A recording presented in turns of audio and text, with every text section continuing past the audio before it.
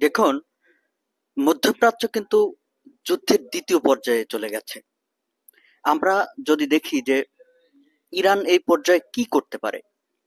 Iran কিন্তু, আপনি যতই বলুন যে রাশিয়া হেল্প করবে, চীন হেল্প করবে, আসলে বড় যুদ্ধে চলে গেলে কোনো পরাশক্তি কিন্তু ইরানকে হেল্প করবে না, এবং ইরান এই বিষয়টা ভালো করেই জানে।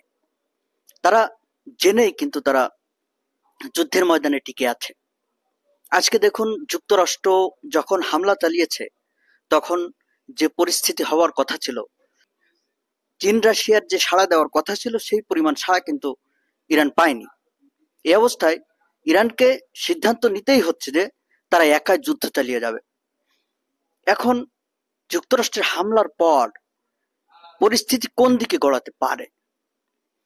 তিনটা পরিস্থিতি মূলত সৃষ্টি হতে পারে। এক হলো, ইরানকে আরো বড়সড় যুদ্ধে নিজেই যুদ্ধ কন্টিনিউ করবে, অথবা তারা একটি কৌশল নিতে পারে যে যুদ্ধে রণভঙ্গ দিয়ে তারা নিজেরা যুদ্ধ থামিয়ে দিতে পারে, যেটা 2003 সালে ইরাক যুদ্ধের সময় যে কৌশলটা তারা নিয়েছিল, মার্কিন যুক্তরাষ্ট্র হামলা করার পর তারা নিজেরাই থেমে গিয়েছিল।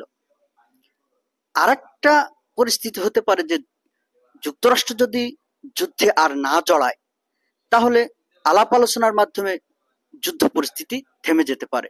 তবে চূড়ান্ত সত্যি কথা হলো যে যুক্তরাষ্ট্র যেহেতু ইরানে হস্তক্ষেপ করে ফেলেছে, সেহেতু এই যুদ্ধ সহজে থামবার নয়। কারণ যেহেতু ইসরায়েল চায় যে ইরানের পরমাণু কর্মসূচি আর না চলুক, আর ইরান চায় যে তাদের কর্মসূচি তারা কখনোই থামাবে না।